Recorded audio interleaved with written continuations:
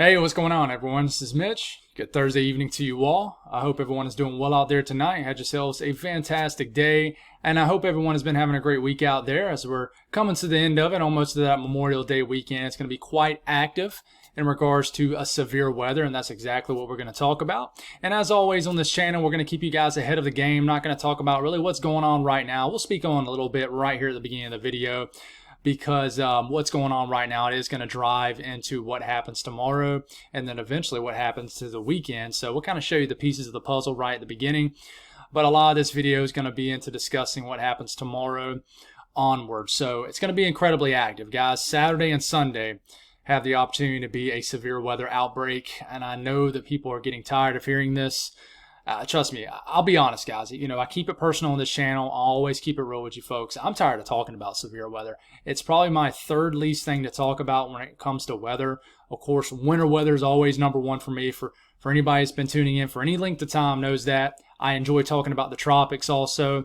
But way on down the list at number 3 is certainly a severe weather. But I've learned probably the most about that category of weather just over the last few years, just because I've kind of had to force myself to get more comfortable talking about it. So I feel like I've gotten a lot better at it. So I hope you guys are taking in a lot of information. I know my videos are much longer than your average weather YouTuber, but I like to try to explain what's going on, what's driving things. So if you're a new viewer, that's what we do here. But we get very, very detailed, almost probably too detailed at sometimes. But anyways, we're going to discuss this weekend long, all the way into early next week, severe weather event we are expecting. So if you guys have not subscribed, certainly consider doing that. Like the video if you like it. Those likes go a long way. I don't promote the heck out of that, but they really do help to get these videos out there. And if you ever consider joining the channel, it's a great way to support what I do. I have 45 incredible members that are really just amazing, support my channel unconditionally. So thank you for that. And if more importantly, if anybody has anything that I can pray about or pray over, as always, please put those in the comments below. It's very important. Do that, and I'll pray over it, and I promise you, maybe hundreds of other people will pray over it too. One thing to note before we get going, you might already just heard it. I got the neighbor's kids over at my house. I got my 2 little girls. Today was the last day of school. Everybody's happy going into summer. So you're probably going to hear some kids, or you might hear some kids in the background. Most people don't mind, but you know, if you're a new viewer, it's a family type atmosphere here. It's about as raw as it gets. And that's how we rock and roll. And speaking of rocking and rolling, let's get rocking and rolling and figure out what's going to happen over the next few days. So this is what's going on right now. Water vapor loop. As you can tell here, get my mouse there. White colors is more moist air in the atmosphere. This is, like I said, the water vapor loop. So this indicates moist air and dry air. The more doled out colors, the blacks, grays, more dry air in the atmosphere. If you notice there's nothing going on, then all of a sudden you see the explosion of white. Those, for the most part, are thunderstorm development, especially down here where I already have some tornado-warned storms in southwestern Oklahoma, areas of Texas. I feel like the HRRR model done very well so far in these areas. We already had another tornado around Temple, Texas this afternoon. And, of course, you see the splotches of white throughout the south, mid-south, all the way into the Ohio Valley, and you're seeing it up in the northeast, too. A lot of moist air getting pulled northward ahead of a cold front boundary sitting right here.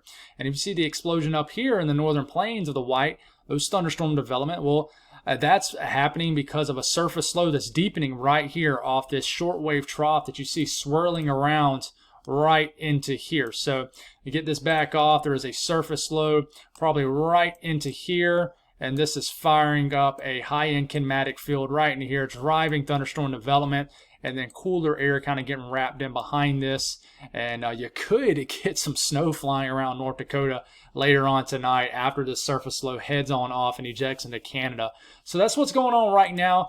You cannot see the main driver of this weekend's severe weather event on the water vapor loop very well, but it's going to show up out here and eventually go across this area right here with a developing surface low that's going to bring a severe weather outbreak opportunity Saturday and Sunday across the central and then eventually the eastern U.S. This could lead all the way into our Memorial Day next Monday. So this is what's going on right now. Let's dive right into tomorrow. Like I said, a lot of people going live, whether they're storm chasers, whether they're, breaking down the radar live for you folks. This channel, we keep it ahead of the game, so we're going to jump right into tomorrow. A slight risk. Friday was always supposed to be kind of the in-between day. But we have a very large slight risk. And once again, Would not be surprised one bit we wake up to an enhanced risk somewhere. If I was a betting man, I would say it might happen in like Arkansas, surrounding states. I always, guys, I always like to take my shot here and see if I can guess the next update from the Storm Prediction Center. But as of right now, they're keeping it at a very large slight risk, extending once again to these people that keep getting impacted here in Texas, all the way up to Milwaukee, Chicago, level 2 out of 5.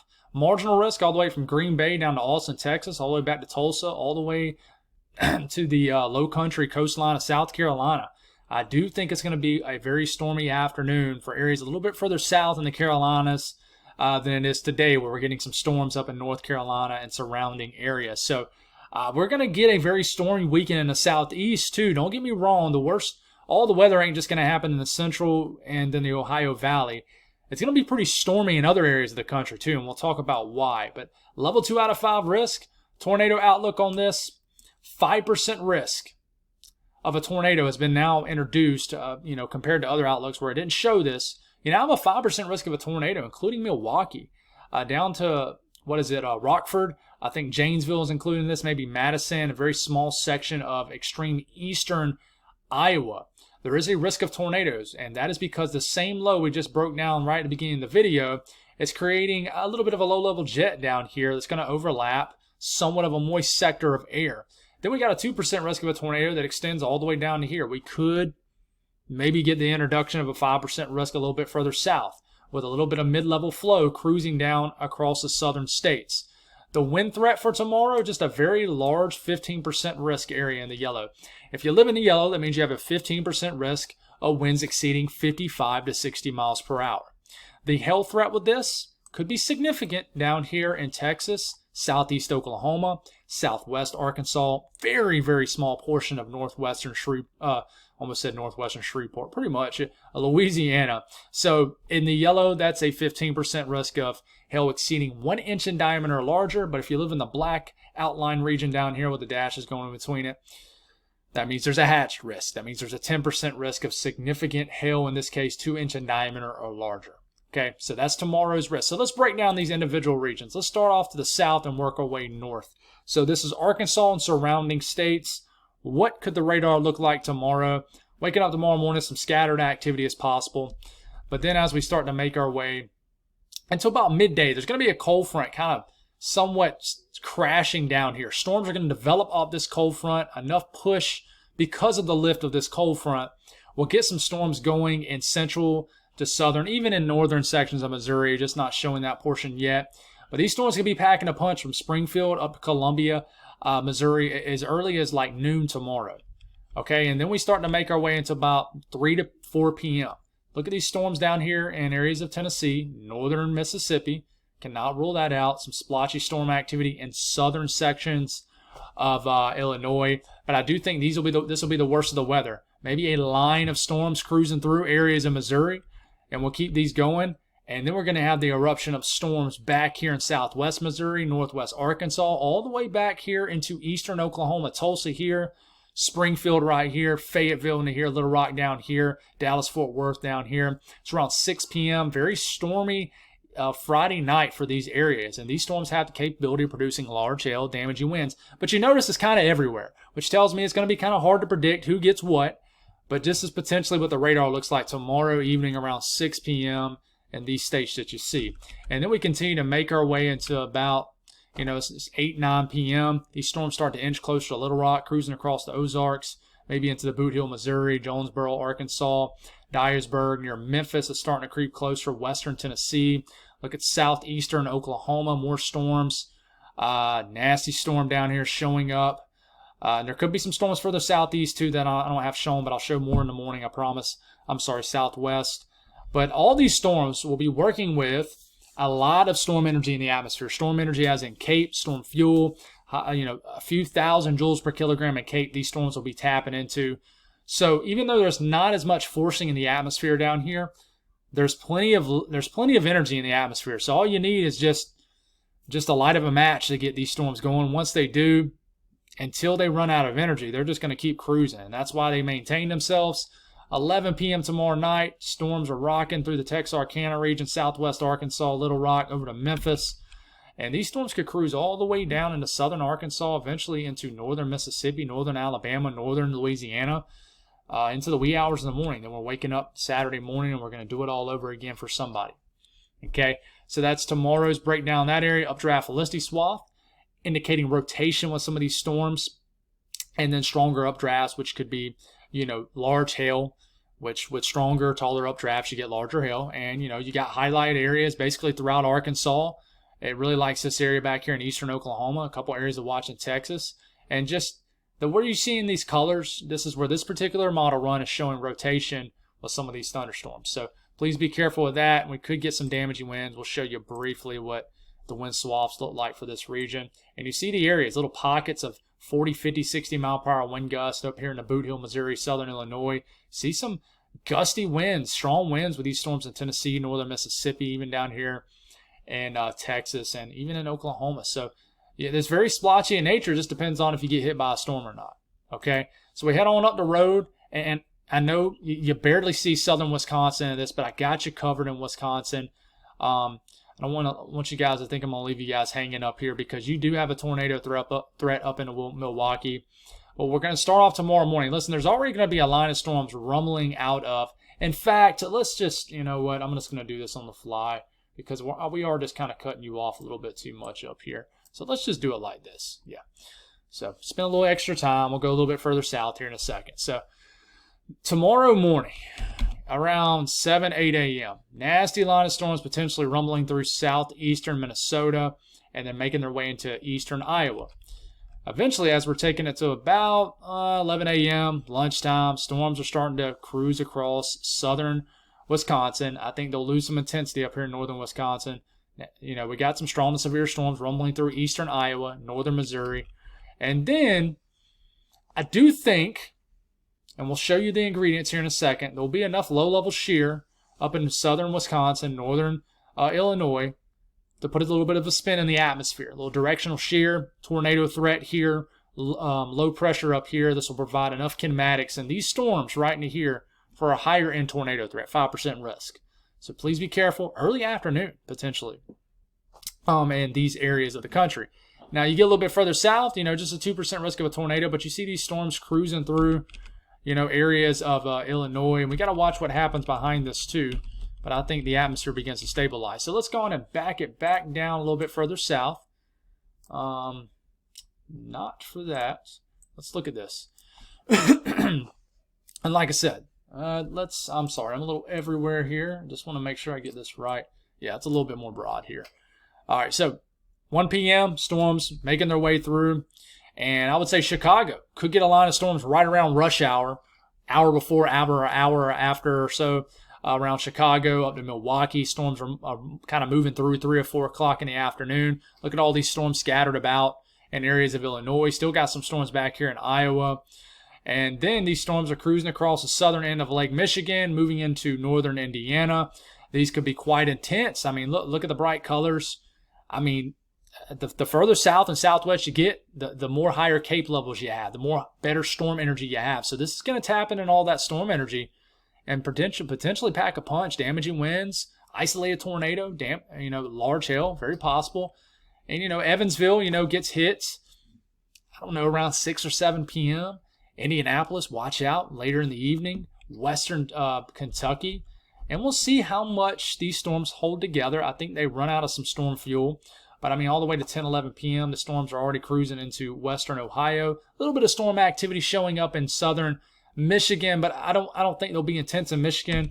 They could be intense earlier in the evening, right as they're coming off the southern, kind of the east coast of the eastern side of Lake Michigan from the west. But I do think they'll lose some steam pretty quick based off this model run.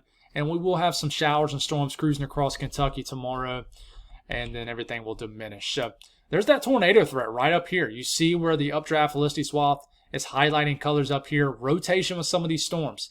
Also likes this area in central Illinois, too. Everywhere else is kind of splotchy in nature. So please watch this area. But we look at that damaging wind threat, right?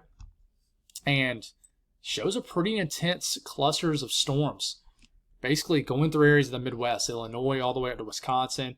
And look at this line of storms blasting through southwestern Michigan, could be producing damaging winds sometime tomorrow evening.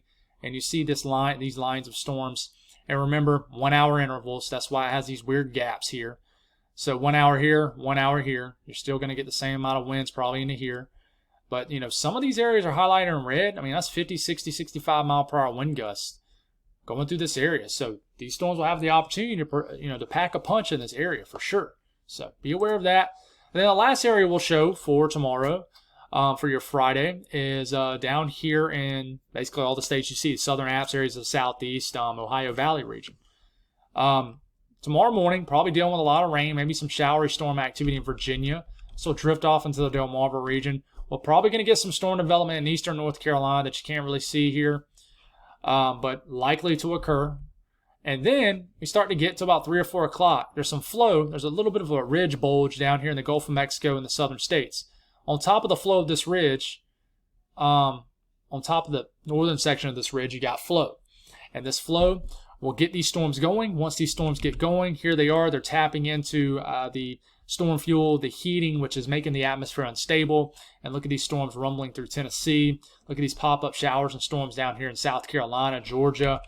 I have a plan this weekend to storm chase a day or two. I just don't know when. I might leave work. There might be a storm around for me to chase. So stay tuned for that. Not sure what I'm going to do. But you see these storms, nasty line of storms moving through Kentucky, Tennessee once again. And we got to see what these storms are doing as they start to get into North Georgia. Show some hefty storm activity near Chattanooga, northern Georgia. And then they start to enter the southern apps kind of after midnight, Friday night. Storm activity moving through the Cumberland Plateau, northern Alabama, Tennessee. Some storms showing up down here in the Midlands of South Carolina. And then it shows storm activity in the wee hours of the morning in Greenville, Spartanburg. I'm going to tell you, in this area of the country for tomorrow, I think the models are going to flip-flop a lot. When you have a summer-type pattern, which is what this is, because this is riding off the upper portion of the ridge built into the south, models are notoriously bad. So we'll wake up and see what the HRRR model is showing again for tomorrow, but I have a feeling this could change. Just knowing this entire region, widely scattered showers and storms, and some that could reach severe limits. And you talk about the ingredients for tomorrow, right? I'm going to try to switch this back to this. So we know tomorrow, waking up tomorrow morning, very moist air mass. Dew points in the 70s. If you don't know anything about dew points, I'm telling you, it's the best measurement to gauge how humid it is outside. I can't tell you guys enough. Don't look at the humidity percentage. I made a video about that like 3 or 4 years ago. I made it out my shed. It's hilarious. Maybe one of these days I'll remind me and I'll tag it. But gauge how humid it is based off dew points, okay? So if you're looking at your Weather Channel app, which I know a lot of people do, your iPhone app, there should be a place where it says dew points. If your dew point says like 70 plus, it's pretty humid outside. Even if it says your humidity percentage is like 55%. Don't look at that, okay? So just a little bit of some tidbits there for you. Waking up tomorrow morning, very moist air mass already built all the way up into Iowa, the Midwest. Dew points in the 60s. That's definitely supported for severe weather. 70s tropical air mass down here, very hot, humid. But we take it to about midday, early afternoon. You see this cold front cruising through Iowa, areas of northwestern Missouri, Kansas. That is cutting off your available moisture at the surface. So anybody with dew points in the 40s and lower, you ain't going to get any severe weather.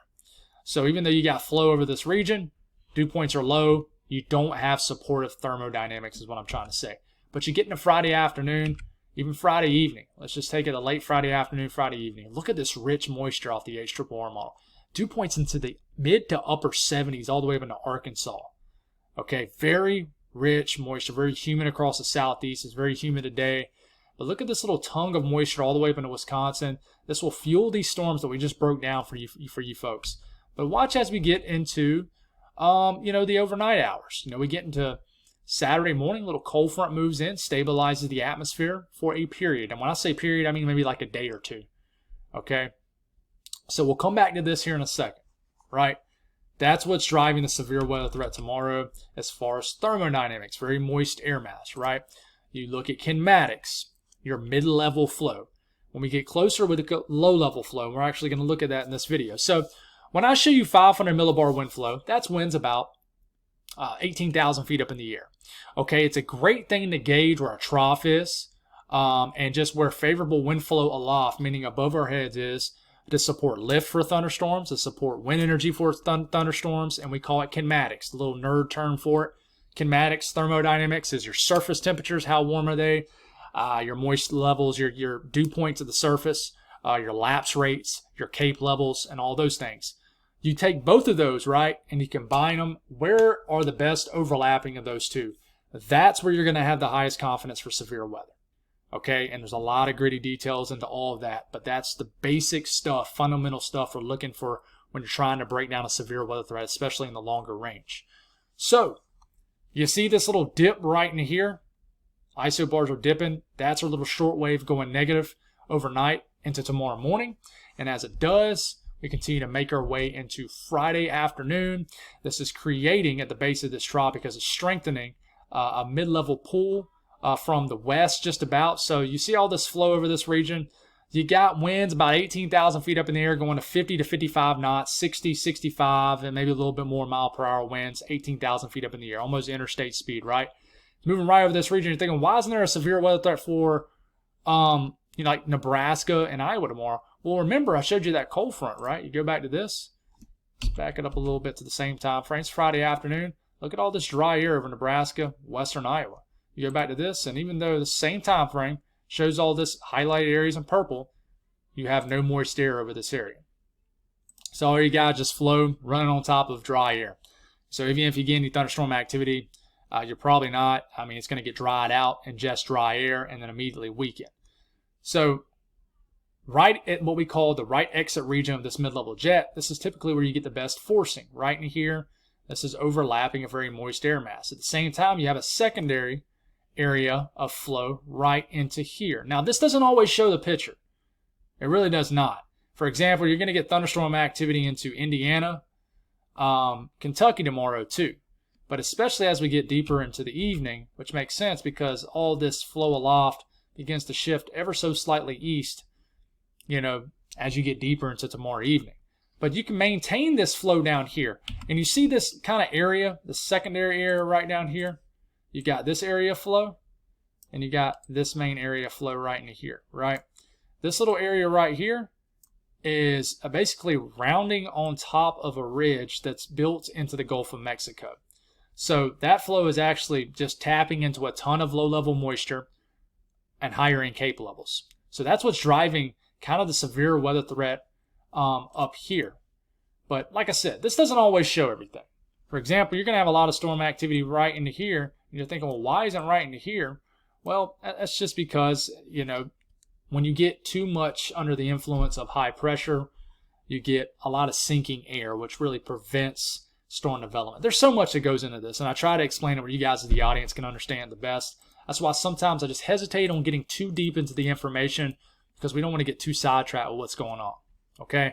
But the reason you have a more highlighted area of higher end tornado potential in northern Illinois, southern Wisconsin tomorrow, and I know I got people who tune in for this region, is because you have better low-level flow. So this is really what you look at. It's not the only thing you look at, but you look at really when you're trying to isolate the best tornado threat. So this is tomorrow about mid-afternoon, late afternoon. You see these little impulses of colors and purples and almost reds. This is that low-level jet pushing 35 to 45 knots in this area. This is overriding a pretty moist air mass. I mean, dew points in the 60s all the way up into here. So storms will develop here, and they're going to have a little bit of a spin to them because the low-level flow, low-level jet is what we call it, 850 millibar flow, about a mile above our heads, is going in a different direction. The mid-level flow, like the low-level jet right in here, is kind of coming more so out the south, right? So winds in the low levels are coming more so out the south. You take this back and you look at winds at the mid-levels, and we'll have to take it all the way back to this.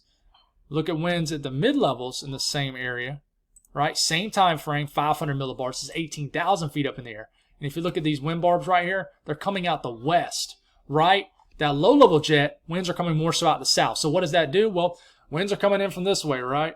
And then winds are coming in from this way. So what does this do? It creates a spin in the atmosphere. And that's why you got a little bit of a tornado threat, a little bit more of a high, elevated tornado threat up here compared to areas further south. So I hope that makes sense. But we get into Saturday. Listen, Saturday has the potential to be a higher end event. And there's a lot of people, chattering about that this has more high end potential than the high risk back on May 6th, I think it was. Where we had the level 5 out of 5 risk. A lot of people think that this has higher end potential than that. I'll talk about why here in a second, but an enhanced risk at day 3, level 3 out of 5, I think we'll wake up to a moderate risk in this area tomorrow morning. That's my shot. I think we'll have an extension one way or the other of the slight risk, but I think that we'll wake up to a moderate risk. If not, tomorrow morning, maybe sometime late tomorrow afternoon, with your day 2 outlook before a big event, they'll make adjustments even during the day. Okay, so enhanced risk at day 6. I'm sorry. Enhanced risk, I was thinking of May 6th. Enhanced risk at day 3 for your Saturday. Okay, 2 days from now. What is this driven off of? All we know, guys, is that there is a 30% chance in this red area of severe weather within 25 miles of any given location. We also have the black outline region too, right? Extending a little bit west into the yellow area, which is the 15% risk of severe weather. So the black outline region with the black dashes going in between, it means there's a 10% chance of significant severe weather. And I'm going to tell you, all hazards are likely with this. Strong tornadoes, large hail, and then damaging winds. No doubt about it. I think we'll wake up tomorrow morning with a 10% risk of tornadoes in this area. And then I think that it might even adjust to higher in later outlooks. So I'm not trying to freak anybody out in Kansas and Oklahoma surrounding states, but Saturday is going to be a big day. I think the only thing that maybe could prevent it is maybe this could potentially turn into more of a damaging wind threat. But we got to watch this. So we go on and move into our Sunday. Orange area, that's a 30% risk of severe weather within 25 miles of any given location. So basically it's another enhanced risk, but for day 4, but we're not inside 3 days, so it shows a different outlook basically. It's the extended outlook. So orange area includes central western Kentucky, areas of central and western Tennessee, including Nashville, Louisville, up to Evansville, Indiana, southern Illinois, southeastern Missouri, northeastern Arkansas. Sunday has high end potential too. There's just a little bit more questions with the overlapping area that has the best ingredients. Huge slight risk too. Level 2 out of 5 from Chicago down to the Texarkana area, over to Kansas City, all the way to the western spine of the Appalachian Mountains. Okay, Sunday has the opportunity to be a big day. And Monday, Memorial Day, predictability too low. But I think that we'll wake up for Monday being, which will be day 4 tomorrow morning, it being a slight risk. I think we'll have a 15% risk area introduced as we wake up tomorrow morning. Maybe not, but there is some question marks on where is going to be the placement of this surface low that brings all the weather Saturday and Sunday for Monday. But I do think we're going to have a concerned area for the mid-Atlantic Monday, whether that's going to be the Delmarva area, Virginia, upper portions of North Carolina. I think there'll be a more elevated of concern region. I bet you we're going to get some sort of slight risk, maybe into here. That's my call, inevitably. Okay, but it could be different. Okay, it could be a little bit more into the Ohio Valley. We just got to watch. But I think we're going to have a severe weather threat, no doubt about it, for Monday too. So what's driving this? And we're going to nerd out with you for a bit. Okay, well, the blue colors on your screen indicate lower pressure. Orange areas, higher pressure. Remember I was telling you about earlier in the video, a ridge built into the Gulf of Mexico, kind of bulging into the southern states? There it is right here. This is your ridge of high pressure. This is your area of low pressure. So you see this more highlighted, deeper color of blue. That is our shortwave trough affecting areas of the northern plains right now that's going to bring a tornado threat tomorrow for areas in the Midwest. And if we back this up a little bit, you see how this tilts, what we call negative, like this. This gets on out the way. Another trough digs down and introduces itself right into here. You can see it, kind of an area. It's not what I meant to do. Kind of an area right here and an area right here of deeper color. Okay, so this is digging down right into here. Okay, at this point, I mean, it's already got like a neutral tilt to it. It's already about to go negative. So it's around Saturday morning, right? The day of our big event, the morning of our big event. You got a little bit of a ridge kind of built into this region. Okay, this is going to kind of force this to go on and just tilt. Okay, it's not going to allow it to dig much more than that. It's funny how our atmosphere is. We show you this a lot during hurricane season when talking about what steers these tropical systems. But you can talk about this in all forms of weather. It's pretty wild. But anyways, you go on and move this until Sunday afternoon. Saturday afternoon. I don't know if you noticed that little change. This is 6 hours, right? Saturday morning, Saturday midday, Saturday afternoon. And let's just go on and go to Saturday evening. What you notice here is this goes from being tilted kind of like this to it's trying to get tilted somewhat like this, a little bit more of that negative tilt. So what's going on when these troughs go negative, they deepen and they eject, and when they do this, they strengthen. And then you have the development of a surface low. I'm just going to draw L here, and that's exactly what happens. And as this surface low develops, this pulls in a lot of low-level winds on the east, southeastern, southern flank of this surface low. What this does is creates a amped up low-level jet and then helps to reinforce that moist air at the surface, those higher dew points. So you already got moist air in place. This really just pulls in more moist air. So each one of these little surface lows and troughs has a cold front attached to it and then a warm front. But the warm front will already be way up here. A lot of moisture already built into this region. Okay, so once this thing goes negative, surface low develops, and then the surface low proceeds to move somewhere in this direction. Maybe does it go more so over here? What does it do? But I want to keep this going in motion as we are starting to now get into more so Saturday night. But watch as this thing continues to tilt, get into Sunday at this point, Sunday morning, and then we get into Sunday afternoon. At this point, this thing is just fully ejecting at this point, negatively tilted, and just basically has moved from right here, and it's heading this way. And with all that being said, you'll probably have some sort of surface low right here at this point. Give or take several hundred miles.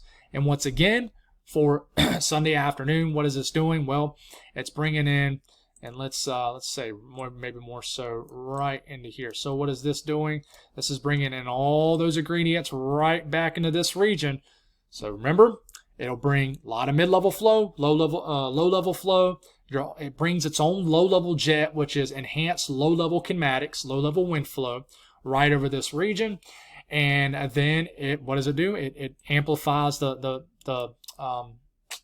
surface moisture. A lot of different ways you can say it. Humidity, surface moisture, higher dew points. Okay, so remember, dew points, higher dew points, thermodynamics, those low-level, the mid-level jet, wind flow aloft, kinematics. They overlap each other right here, right up against this low. You'll probably have some sort of triple point being met, but just a very large sector, basically right into here, that's going to have an opportunity for severe weather.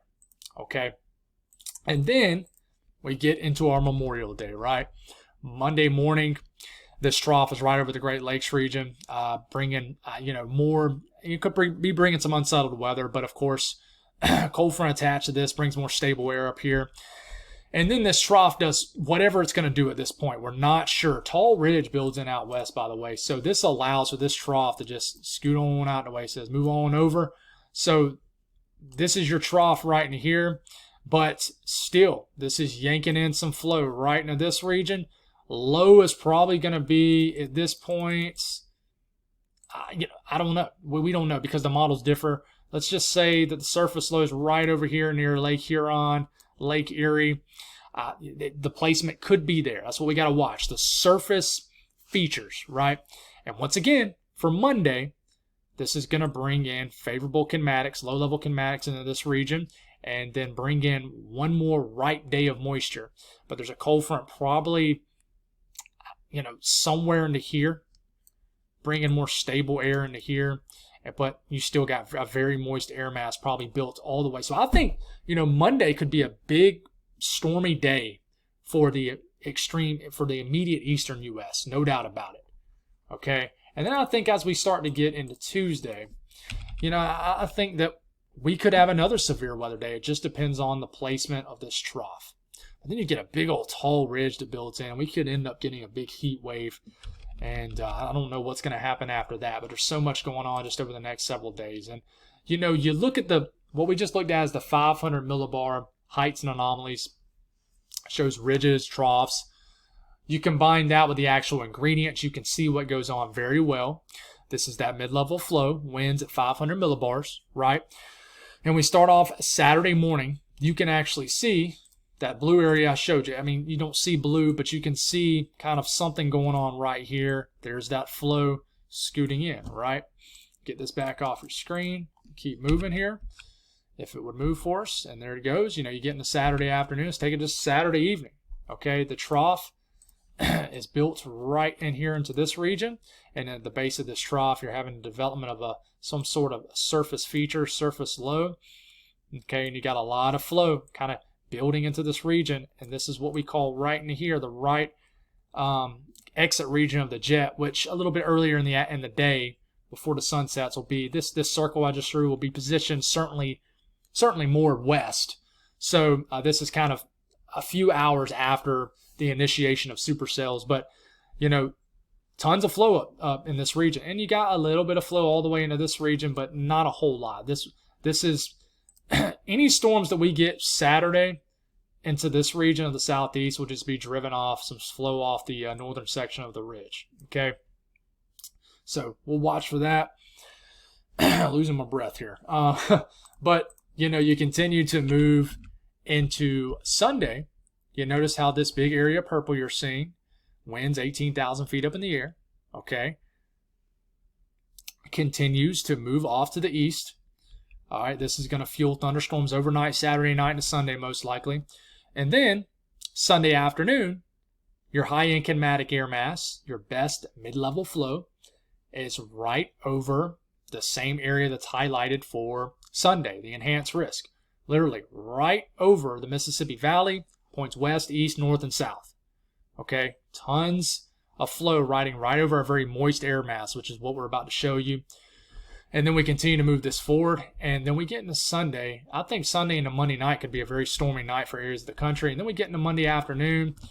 Cold front's going to be somewhere inside of this mid-level flow, but you know, on the southern side of this and the southeastern flank of this, you're going to be having, you know, tons of basically of flow kind of riding right over a pretty moist air mass, which would still be right in this circled area. Cold front will be somewhere into here, still be getting a lot of pool of moisture all the way up the I-95 corridor. So that's how it moves kinematic wise. Now you kind of go back and you look at the moisture levels. This is a lot more cut and dry here. I mean, you look Saturday morning.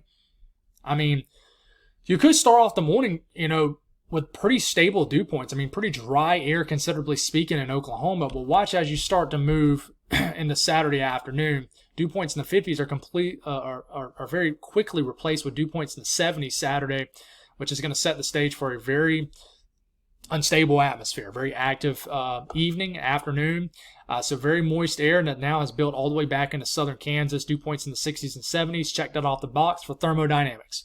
Tons of moist air for these updrafts of ingest. Warm, moist air, a lot of moist air over the southeast. And then we start to move into Sunday, and you can actually see the cold front. See the cold front sweeping back here in Oklahoma, Texas. You know, moist side of it, it's moist. Dry side of it, it's quite dry, dew points, okay? And these are what the dew points are. Now, Sunday afternoon, very large, broad, deep, moist sector up here in the Ohio Valley, mid-Mississippi Valley.